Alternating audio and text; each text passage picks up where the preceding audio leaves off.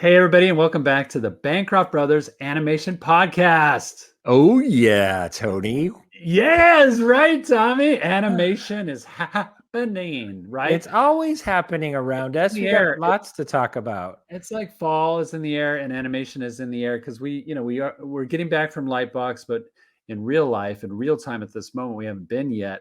But when this drops, we will have gone to Lightbox, and I'm sure it was out of this world. I'm sure there was some big things that we'll talk about later that We should dropped. do like a wrap up. So let's try and remember that. Maybe when we get back, we'll wrap it up and it'll come out a good month later. But I'm going to whisper it in the ear of the future me. Tony, do a wrap up with Lightbox, okay? And here, I'm going to whisper to Tony, make it good this time. Okay. So don't forget your sponsors. If you're a new listener, really quick, I just want you to know you are listening to the Bancroft Bros Animation Podcast. We're the #1 podcast on animation. We've never checked that. Probably the only one. Let's say that too. Maybe we're the only podcast. Yeah. There's an AI that told me that. And we are identical twin brothers. We've been in the industry for over 35 years. How amazing is that? That's 70 years combined in the animation industry. I don't know why people do that. Like, why would you combine that? How does that change anything? Like, you could just stack us together, or like Play-Doh morph us together, and we're now 70 years. And we have almost identical experiences in the animation industry. So it doesn't really mean really anything. erases. It really erases. Yeah, it becomes like a negative 35. All right, Tony. Here's one of our reviews. We've never done this before, but thank you guys for all these amazing reviews. This one is we have 448 ratings, and we're a 4.9, Tony. Well, Tom, that's why we're the #1 podcast on iTunes, right? I feel like that has a lot to do with it. Yes. And so here, out of the 448, this is actually from July 29th, and that's why you guys need to go on there and give us your thoughts and reviews. Yeah, it's been a while since we asked you to do this, but it's up to you. You know, this is a 5-star review. It says neat stories. I love that. Yes. Neat stories. And this is from Intabih.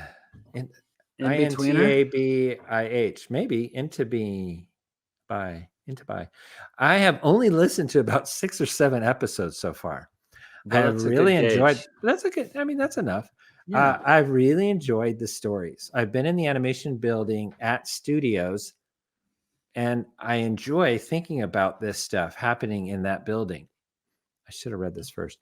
When I take Iger's job, I'm making a little 2D animation studio where they just do projects, quote unquote, like they were talking about to release. I love that. I think I think it would be worth the cost. Thank you. This person has a way of saving animation by kicking up Bob Iger and taking over their job. And they like our podcast. I think they're wonderfully crazy. I feel like the takeaway here, Tony, is that out of the 6 or 7 episodes so far, they really enjoyed them. That's the takeaway. Right. Thank you so much. And hire me when you take over Bob Iger's job. Yes, please do. He's bringing back 2D animation. I said he. I don't know. It could be a he or she. I know. It could be anybody. So let's bring in our guest for today. I'm super excited.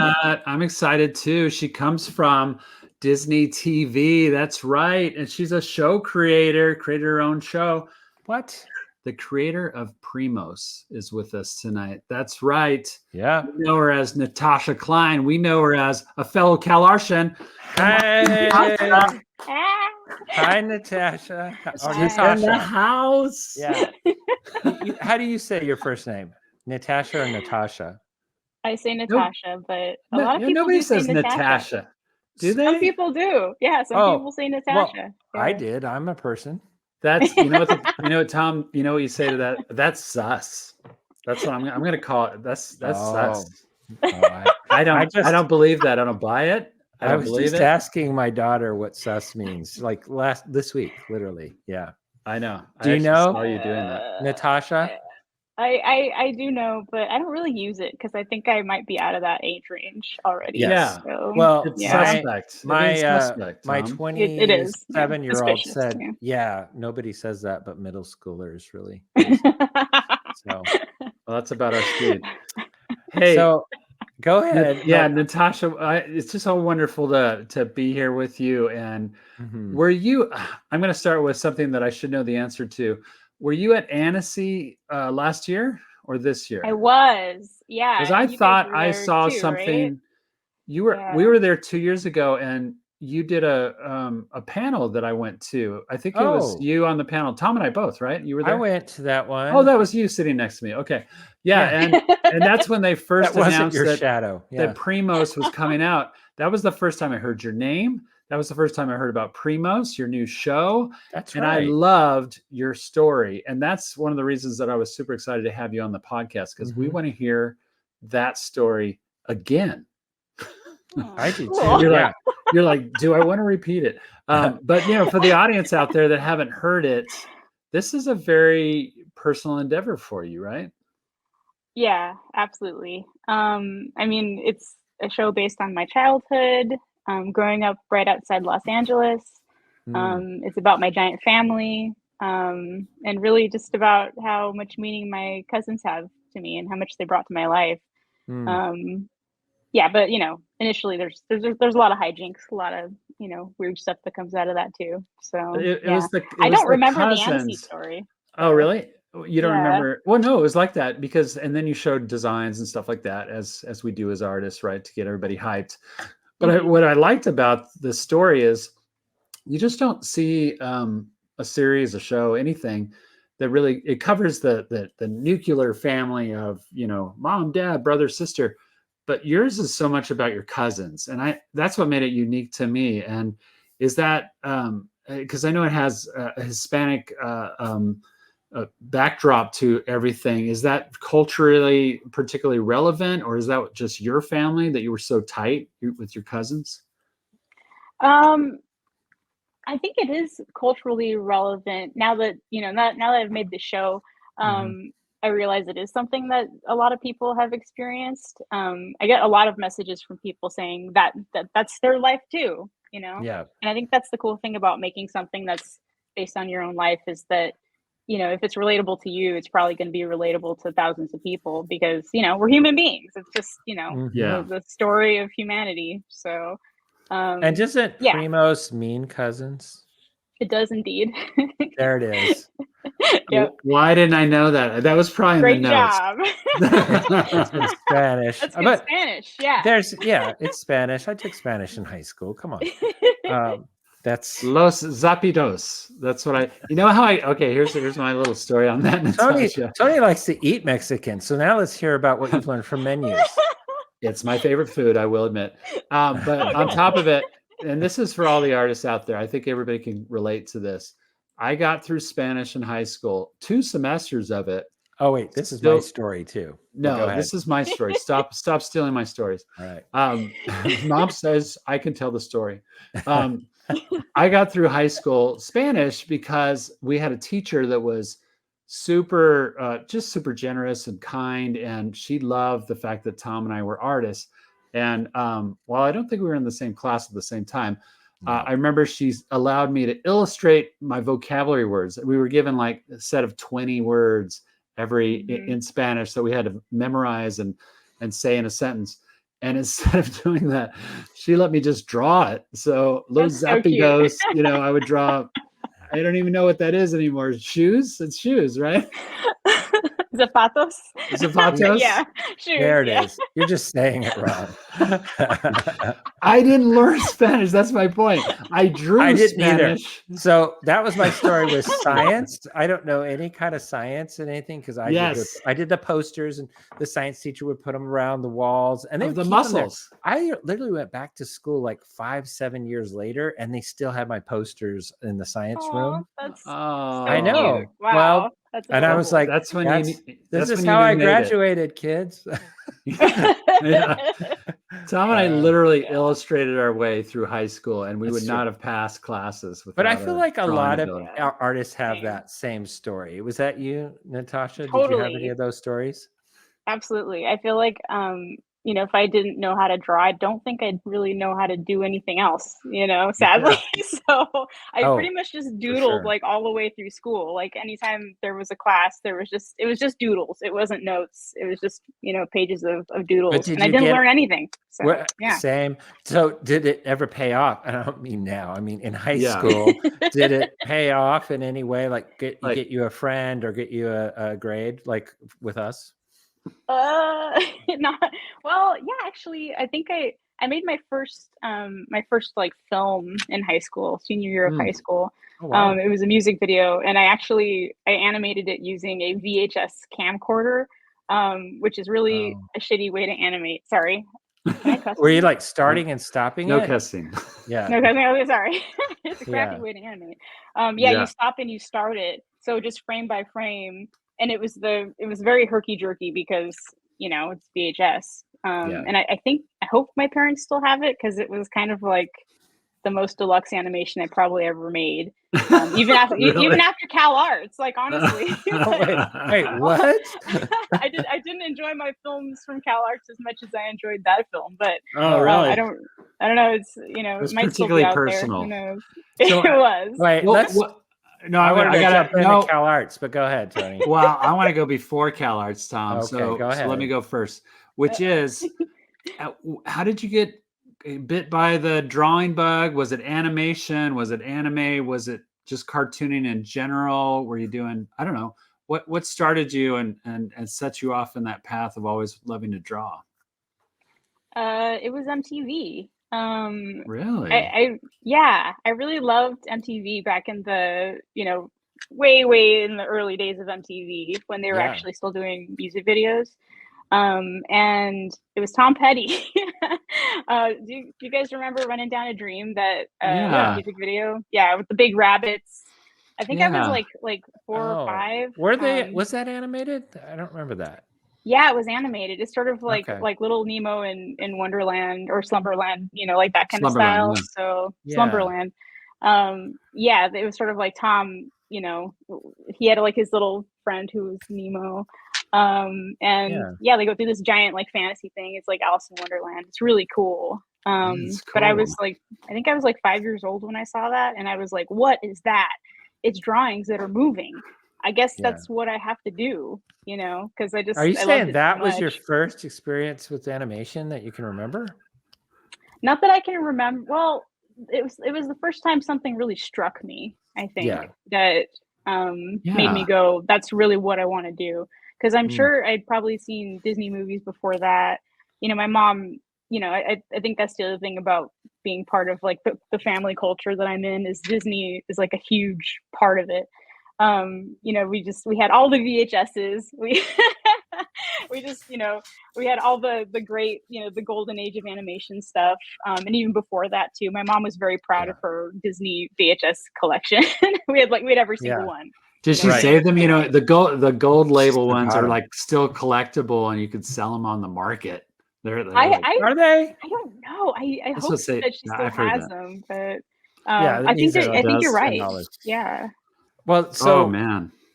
And that was a great time. You're right, because this was 90s, right? We're talking about when you were growing late up. 80s, early 90s. Yeah. Oh, Primo time. Yeah, that was a great time to be into cartoons. With not only Saturday morning cartoons still exist, and they were coming out, but you're right. The music videos were, because like, do you ever see Sledgehammer, Peter Gabriel? Of course, yeah. There was so many. That was another one. Stop motion was very popular very early on. I mean, like, it kind of brought back stop motion, honestly, Tony, I think. Oh, some of the first CG animation was done for videos like Dire Straits. Dire Straits, Nothing for Money, or what is it? Money for Nothing, but Money chicks for free. Nothing. Yeah, okay. Chicks for free. Yeah, it's got a terrible message, but man, terrible message. Well, in the animation though, if you look at it now, it's horrible. They're like boxy robots. I am Dire Straits. Yeah, but everybody freaked out about it. Yeah, but you're right. Like, innovate, and that's what we're talking about. Is it was innovative? Like, people were innovating on MTV like crazy. Pee-wee's Big Adventure was another one that was pretty innovative. Not Big Adventure, that's the movie, but Pee-wee's Playhouse. Playhouse. I mean, the movie was great. to Large Marge, you know, Yeah, all that stop-motion stuff. Yeah, it's so great. Yes. Yeah. So great time to be growing up. Awesome. And then in Saturday morning, but also then comic strips were really fun back then. That was when Garfield was coming out and things like that. So there was a lot going on that young artists especially were kind of triggered in a good way. It was also Cartoon Network was just launching when you were at Cal Arts. So you must have been going there around that time, right? There had already been some Cal Artians that had started some projects, right, at Cartoon Network. Like I would imagine the girls, Powerpuff Girls. Powerpuff Girls. Yeah. And Dexter's Laboratory and stuff. That must have been out. And those were all people. Did you go to school with some of those folks that created those shows? No, I did not. They were actually a little ahead of me because I went later on in my school career. So I actually went to community college first and then went to Cal State Fullerton. And then I only spent like a couple years at Cal Arts because it's expensive. So that's the and I was in the master's program. Yeah. Oh, the master's. Okay. Yeah, so I have to build my credits, you know. Well, let's talk about Fullerton and maybe the community college. Did either of those have I know Fullerton now has an animation program, but did they back then? They did back then. I was not a part of it. I was taking illustration. I was actually an illustration major first. Oh, wow. So I thought it would teach me how to be a great draftsman, but I think that's something I never really got around to doing, sadly. I think there's a lot of natural talent that you need to have to be a great draftsman, and I just don't have it. So I had to work really hard to even get where I'm at, sadly. Oh, everybody else was drawing circles around me. Yeah, totally. Well, that's literal circles. So yeah, that's interesting you say that. So like to me, that puts you in kind of a category. I've had friends like this too. Tony was like this, where he struggled with art, and I was training him quite a bit.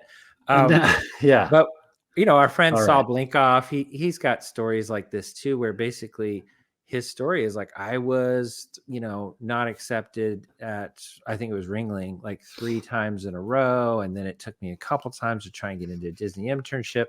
Did you have that kind of a story where you felt like, man, I have to try 3 times harder than everybody else? Yes. And not necessarily just because of my lack of talent, but I think also just being a woman in animation, it always made me feel like I had to kind of really put myself out there because there's just so few, there are so few. I want to dig into this. So get ready. You got excited about her saying she's a woman. What is going on? Right. No, I just discovered. They got creepy. I mean, so you're female. Okay, here we go. No, no. But I'm very interested in this subject only because Tony and I grew up in that era. We're that generation, honestly. Yeah, but we're on the white guy side of things. Yeah, we're talking about everybody else, not me and Tony. I don't want you to feel like you're going to step on us. Surprise. Okay. So when Tony and I were going to Cal Arts, we were one of there was always like, I don't know, maybe 10% at best that were women within the class. Yeah, that might be generous for sure. That was probably generous. And it was probably 5%. And it's totally upside down now. Obviously, now, if you go to Cal Arts now, and I don't know about when you were going, but now most of the animation programs out there, because Tony and I teach at the college level too, it's very much female or women based. It's almost like 80% to whatever, and so it's really flopped. What my question is like, you just said that you felt like you had to work even harder being a woman. Did you feel like you were actually being held back, or was it just that people weren't used to having women come up and want that job? Not seeing somebody doing that job, was that the limitation, or sort of, you know what I mean? Or was it actually thrust upon you where people were going, oh, sorry, It was a little bit of both. I think in school, I actually went to school with a lot of women artists. So I feel like in school, there was already like a lot of ground that was being covered. A shift happening. Yeah, a shift was happening.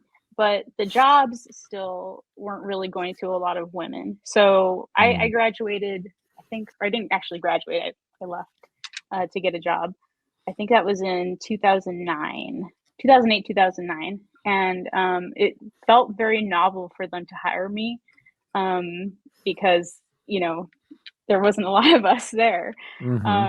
So it still felt very like new to hire like a woman animator. And I felt there was still a lot of adjustment that they were making to just even having a woman in the room. There were women that had worked there before me, but at certain times I was the only one who was there. So it was like a different atmospheres. Like in school, I think they didn't really expect us to get a job, so there wasn't really like a focus on us. And then at work, like once you did get a job, then it was sort of like, well, you can't do the following things because you're a woman, so you probably won't be able to do this well. Wow. One of my early bosses told me, I wouldn't give you an action scene because I'm a storyboard artist. So he was like, I wouldn't give you an action scene because girls know how to do cute stuff, but they don't know how to do action. Right. And there's that stereotype of like, if you're a female storyboard artist, we're gonna cast you towards the emotional scenes, right? Where the characters are acting or relating, and it's more on the emotional level instead of the action or the violent scenes or whatever else that would generally be going, that's a boy thing. And I'm using quotes, air quotes. Boy things. I see it. Yeah. And my for those that was... are only listening at home. Yeah. Now, do you feel like, how much of that do you feel was true? I mean, like, did you prefer emotional sequences than action, or did you just feel like, but I hate the feeling of being left, being told that, I didn't feel like it was true at all because I had literally just started my career. So I didn't really know what I wanted to do yet. Or what I preferred to do because I didn't have enough so hours. That was a limitation. It was. And it actually, but hearing that made me kind of knuckle down and just go, oh, that's the way you think of me. Well, then I'm going to get really, really good at the action stuff then. I love that. I do. That's great. I actually, after the end of that job, they were giving me the action scenes because that's what I like to do and what I was good at. So, clap on that. That's right. Wait, no, you do this. You do the snap tone. That's what we're doing. Okay. I love that story. Yeah, I must admit, I'm not good at action sequences. I'm more on the emotional side of sequences. That's okay. I like doing that stuff too, for sure. But Tom's a girly man. No. Oh no! You just ruined what we were. I know. I stepped on something that was cool. Oh my gosh! Sorry, just got all guy on us. Thanks. I know. I got all stereotypical. Me and Natasha were having a minute. Natasha, I appreciate you being open about that too, because it's something that there has been a shift, and you were obviously there during kind of some of the beginnings of that shift in the animation industry, but it still hasn't shifted all the way. I mean, we still are lacking a lot of females in leadership at the studios, directors, particularly production designers. But I do see the shift is happening definitely when it comes to like storyboard artists, character designers, viz dev artists. Viz dev, man. Viz dev is huge. A lot of females in those positions, or women. And I feel like that's going to trickle up. I mean, Tom and I talk about this all the time too. Just if you go, okay, well, it starts in the schools. The schools shift to become more female. They're the ones that are learning and growing.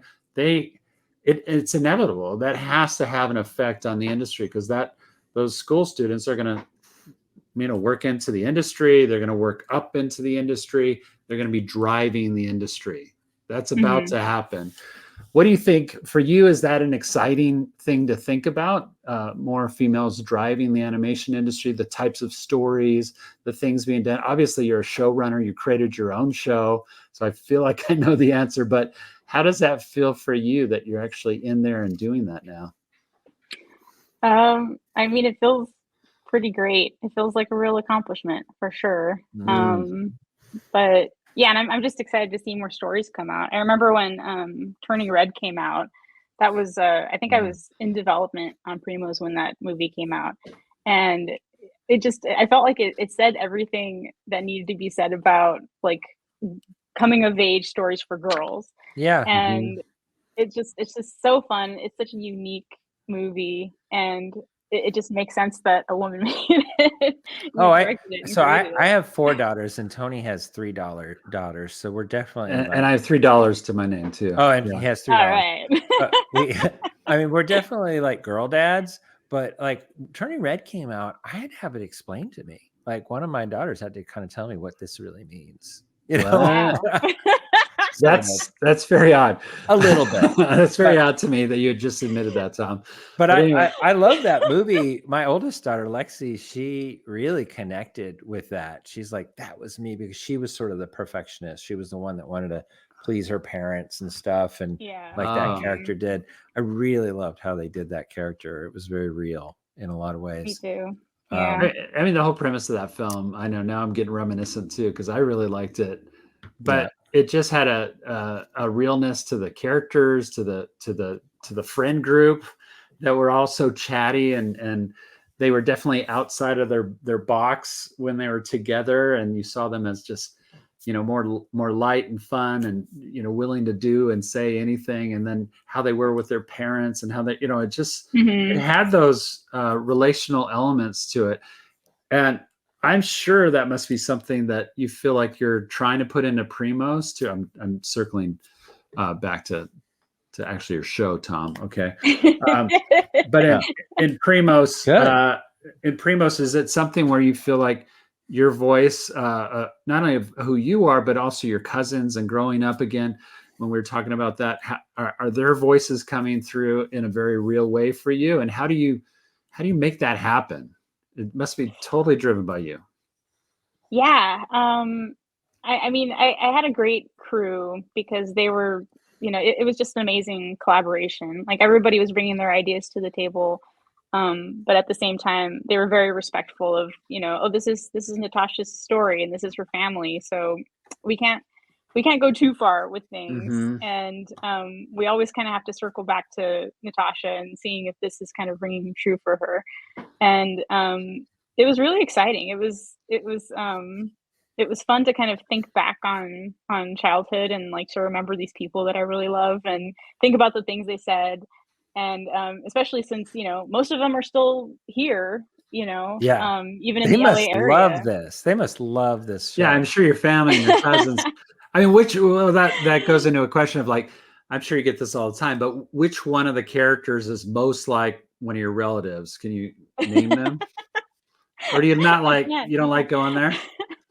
Well, you know, I always feel like I have like 23 cousins. So I got boiled down to 12 cousins in the show. So I always say that they're more like a blend of certain people, so that I'm not like personally calling people out. But there are a few in the show that I'm just like, this is that, this is that. And situations, I bet too, even more so, right? Yeah. This happened. Sure. This is about this Halloween party we had. Man, I love the idea. I want to back up a little bit. We jumped in. We're going to keep talking about Primos, but I'm always interested in, because I have my own animation company and we're developing projects and IP, and so I love. Oh, what's it called, Tom? It's Pencil-ish Animation Studios. Oh, okay. Yeah, I thought that was going to get in there. Every episode, it's in. No, oh, stop. Oh, did you happen to co-direct Mulan? Oh, I'm glad you brought that up. Oh, there it is. Okay. That's what's every episode.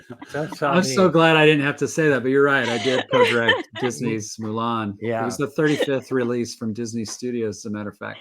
He usually says I directed Mulan, and I go co-direct every time. No, I did co-direct with Barry Cook. We need to always talk about Barry. Anyway, so Natasha, back to you.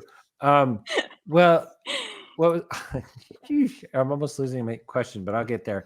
So back to the CalArts days, and actually what we didn't talk about was some of the other things that you've done, and a lot of storyboarding is, I'm just going to say this super briefly, but a lot of storyboarding, and a lot of it on Big City Greens, and you also directed there. It looks like 33 episodes that you directed, which is amazing. Too Loud, which I guess is a Loud House, right? spinoff? No, that's something else. But okay, yeah, okay. it's also cute. So Yeah, go check it out. lots of episodes of South Park too. 21, it says. I'm on your IMDb, and then a bunch of other shows and things like that are, storyboarding and things like that. And you're right, some of them are action kind of things. So I just wanted to note that. But here you are. So you're in the industry. You've been doing boarding a lot. You've been directing. And how does it come about that Primos that you get the chance to pitch it? Let's put it that way. Did they come to you? That's the story I really want to hear. Because, I'm about to go to Kids Screen for the second time. If you've ever been to that, that's sort of the business market for animation, where it's mostly directors and stuff don't usually even go. Creators don't usually go. It's usually like salespeople that are buying and selling animation. It's the suits, honestly. But I want to go because I'm part suit and part creator. But I'm assuming you didn't have to go through all of that side of things because you already worked within the industry. So it's a different approach for other people that are outside of the industry. But so how did it happen for you that you got this opportunity? That's exactly right. I kind of always wanted to make a show ever since I was a kid. So I thought, I want to be an animator. I want to draw for a living. And I want to make a cartoon for TV. And I always wanted to do that. So always had that goal in the back of my mind all through school and all through my career.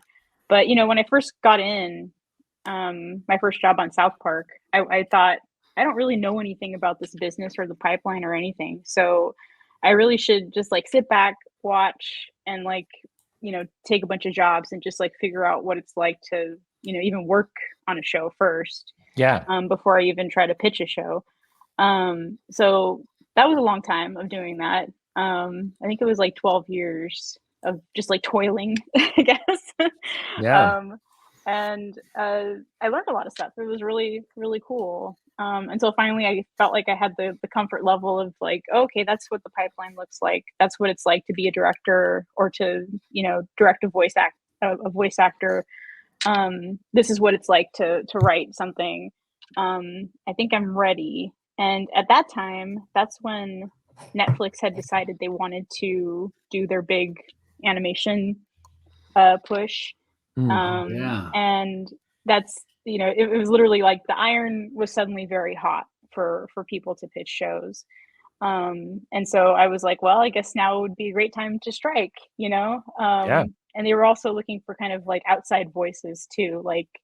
They were looking for women creators. They were looking for creators of color.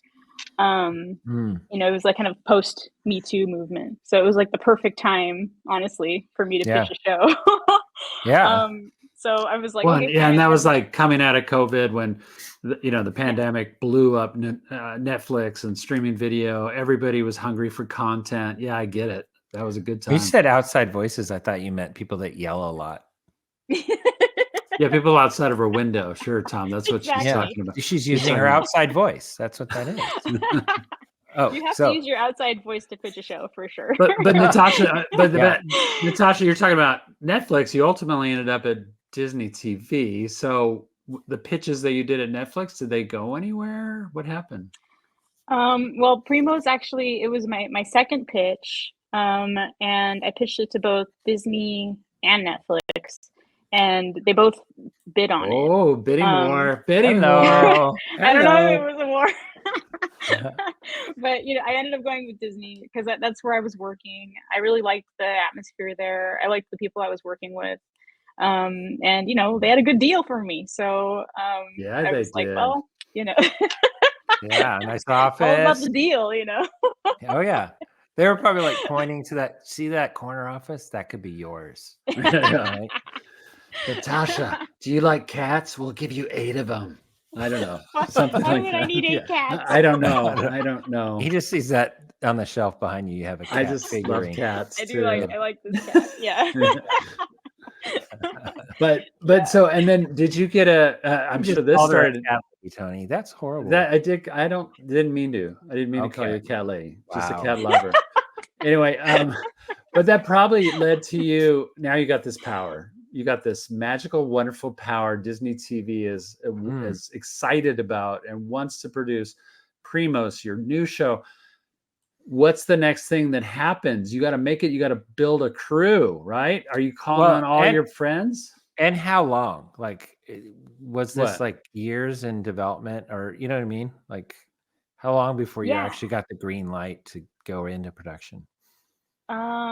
Let's see. I started in 2019 in development, actually right before COVID. So I was during COVID, I was in development, and I think that was for like 2 years. I think I got the green light in 2021.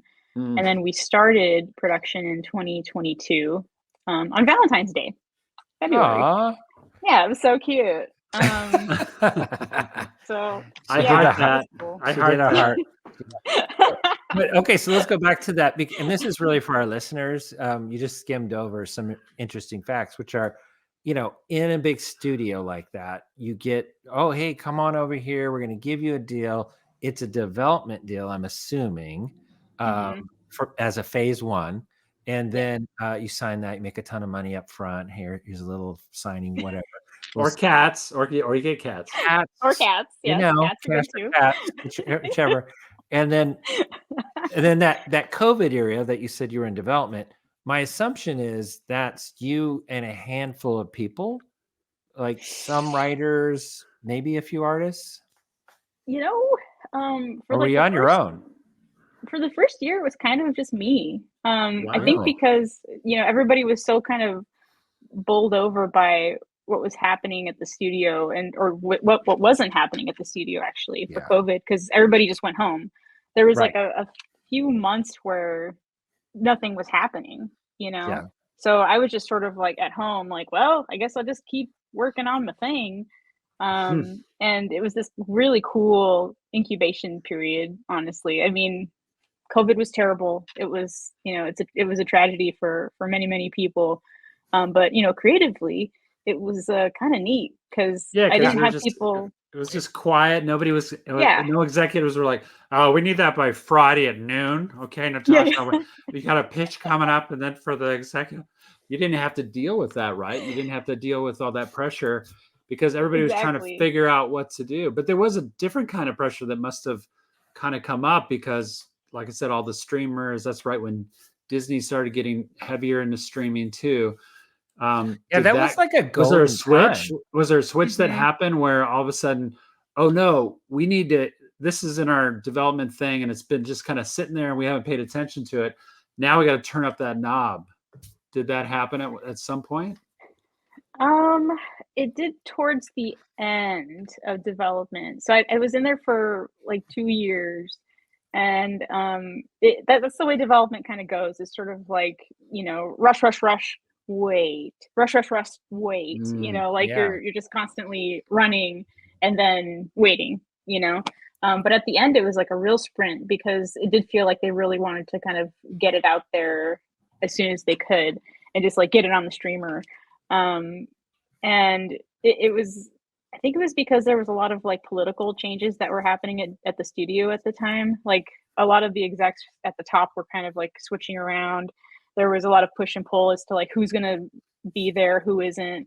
And so I think there was some competition happening as to like who's going to create the next hit show for streaming, So they greenlit like a lot of stuff very quickly.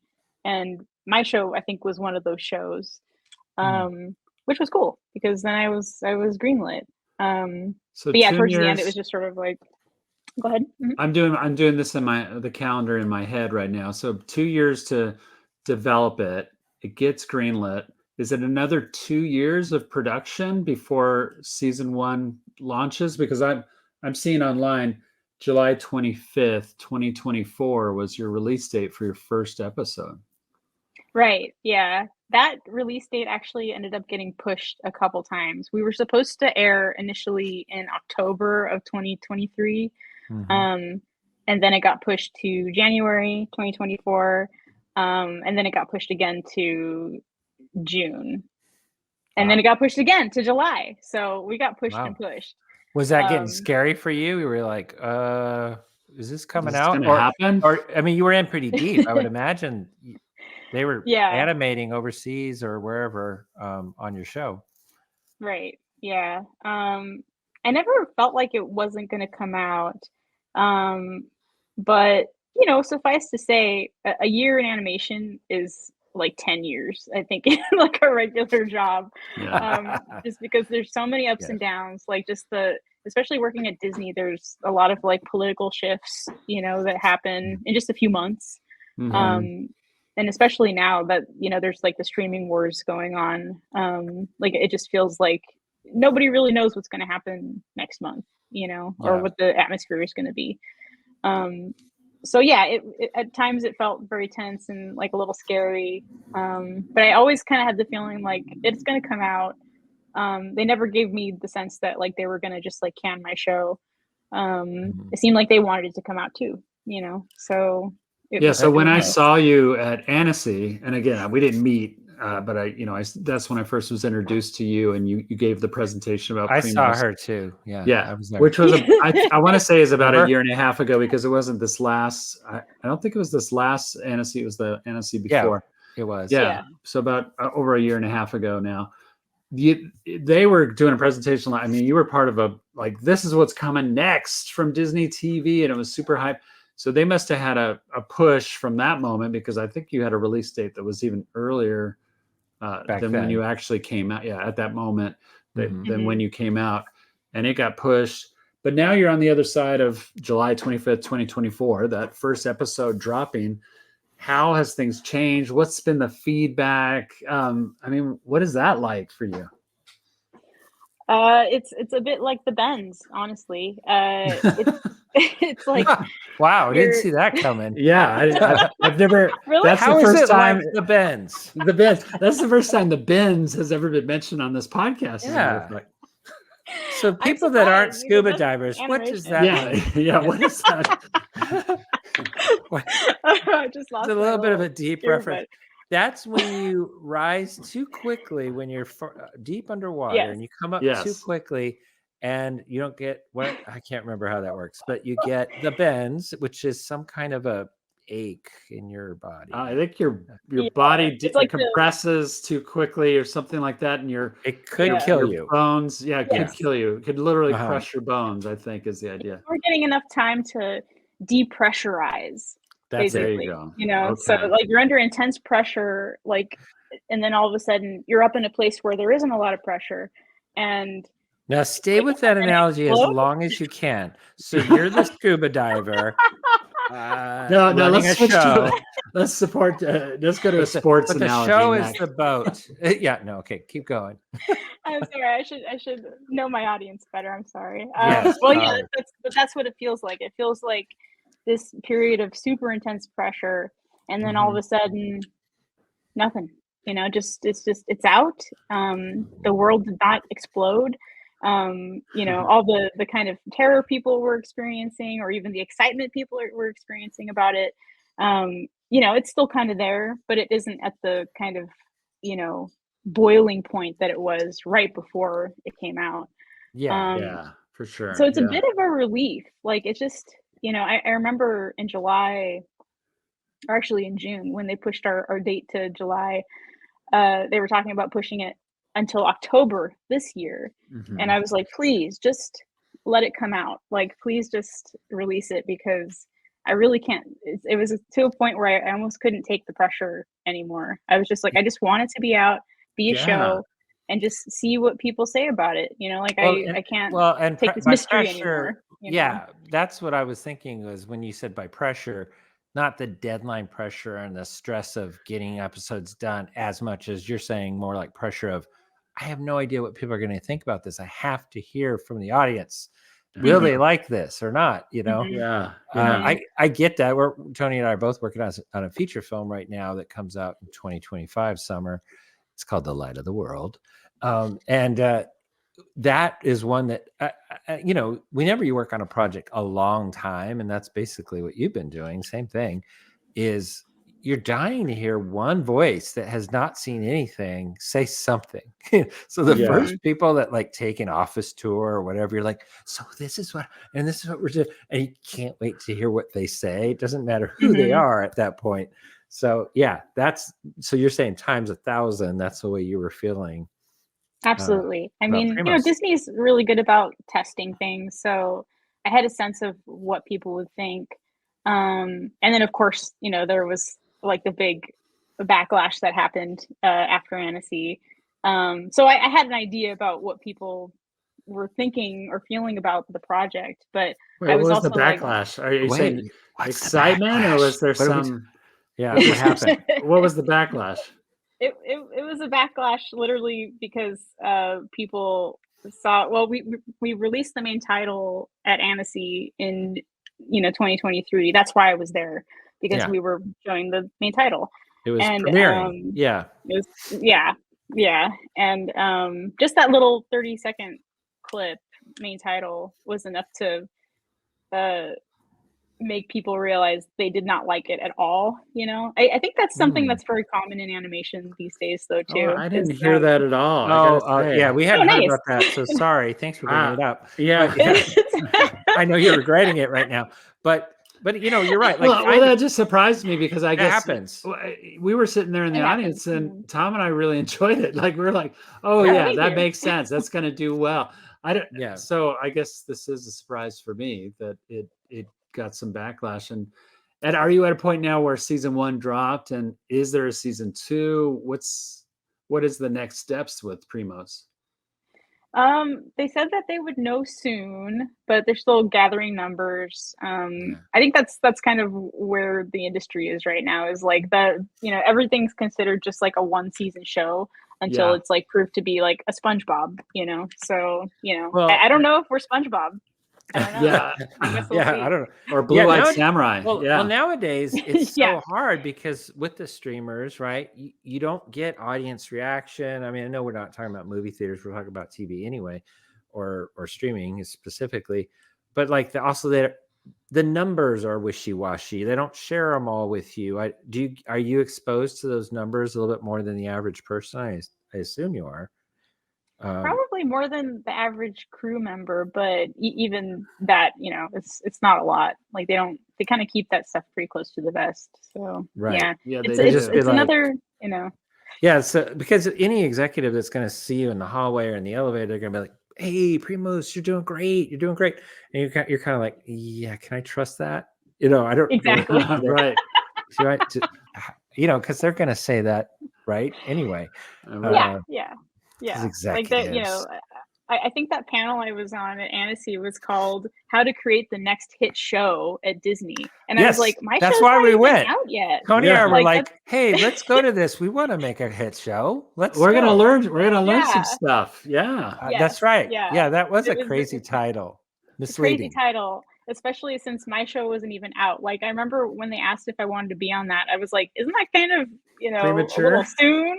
But okay, like, sure, I want to go to Annecy. Well, and like they had old school guys like Dan Panasian, what's his name? Povenmire. Povenmire. Yeah, right. They were there. But I guess it was about their relaunch of their Phineas and Ferb show. Mm-hmm. So that was a little deceptive for them too, because like, okay, I think they named it. They named the panel based on Phineas and Ferb, because that had already been a success. So it was and then they showed their from here's what we did 20 years ago when we first pitched this. Oh, that I don't know if that applies today. I love the whole panel. I don't know, but it was a good panel. So now all of a sudden it sounds like we as a podcast, we need to come behind Primos and tell people to go watch the show. Right? Wouldn't hurt, right? We need an uprising. Nice. We need an uprising in the animation community to support Primos and good quality shows like Primos. Yeah. Aw, that would be real nice. Thank you, guys. Well, you're already a friend of ours, Natasha, and so we want to support you first and foremost. But your show is so close to you, and it sounds like years and years in the journey of making this thing. Yeah. It needs to be lifted up. That's absolutely. Right. Thank you. Well, that's very kind. yeah, I guess we'll see. The future's a little bit uncertain right now, but I'm still really happy I got to make it. Like I loved being in that world, and it also made me think of the things that I want to keep making. Like things in the future too. It's like, well, I didn't get to do that with this show, so maybe there's other shows that I get to work on. Well, I knew my new friend Natasha had something in her back pocket. She's got another couple shows. Yeah, she's ready. Yeah, fingers crossed. I don't know. So yeah, Disney, come to her for the second thing too. I love all this. I have a million questions still because we talked about scuba diving for way too long. Sorry, but Natasha, what is a? I know we have to wrap, Tony. What is a normal series nowadays? Because back in the day, that was like whatever 13 episodes, and I know nowadays that's probably less, right? Nowadays a season. It is. Yeah, but we had a really unusually long season because I think when we first got greenlit, Disney was feeling pretty deep in the pockets. So they gave us 30 half hours. So two 11s per half hour. So that was like 60 episodes, which is quite a lot. Wow. Today you're lucky if you get like 10 episodes. So yeah. Well, they like you, I would say. Well, unfortunately, we do have to wrap. You know who else likes you, Natasha, is the Bancroft brothers. I hope that. I hope we're that best friends. Yes, I hope we're like friends. You guys. We want to be friends forever. Okay, so promises up front. Heart. There it is. Heart, can't even do that. My heart is like broken. That's like old school. I think you're supposed to go like that. I don't know. I forget. Yeah, there's a new way of doing it. I know the Chinese way. There's the that thing. Yeah. Cross your fingers. It's a heart. Anyway, you guys are so hip. I hope we see you at Lightbox. I know we've said that we've already been to Lightbox at the time this is going to be aired, and that's true. But the truth is also will you be there? Will we see you there? Yeah, we're actually going to do a Primos panel at Lightbox. So it's going to be fun. Oh, so good. Okay, are you guys coming all the way from Nashville? Wow. We are. For you, Yay. for Natasha, for Primos. Yes. Yeah. All right. Lightbox gets a few people to fly out. Yeah, it's not just LA. Oh yeah, so it's worth it. It's totally worth it. And we bring out students too from Lipscomb all the time too, and help to expose them to the animation industry and meet cool people like you, Natasha. Ooh. And so if you meet somebody from Lipscomb University, hopefully one, they're not embarrassing us, and two, be nice to promises. Be nice. They're kind of geeky animation students. Oh, I mean that's every animation student. I know come on, who isn't though, honestly, right? We've all been. We started this podcast, Natasha, because Tom and I are just big geeks for animation. We're super fans of everybody that's doing it.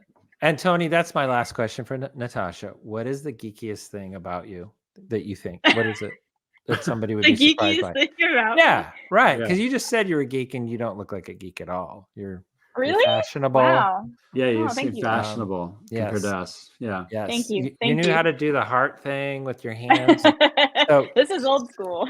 Yeah. Well, what is the geekiest thing? Do you collect something weird? Cat figurines. I do weird voices. Do you when you're alone or in public? All the time. All the time. Yeah. I'm with you. Someone Natasha. Actually I make weird noises. Someone actually called me out just this last week and they were like, you make weird noises all the time. And I was like, yeah, sorry about that. He's like, yeah, it's driving me crazy. So you're like, beep, beep, boop. Yeah, I guess I do. Yep, exactly. Boop, boop, boop, boop. Exactly. Yeah. I could.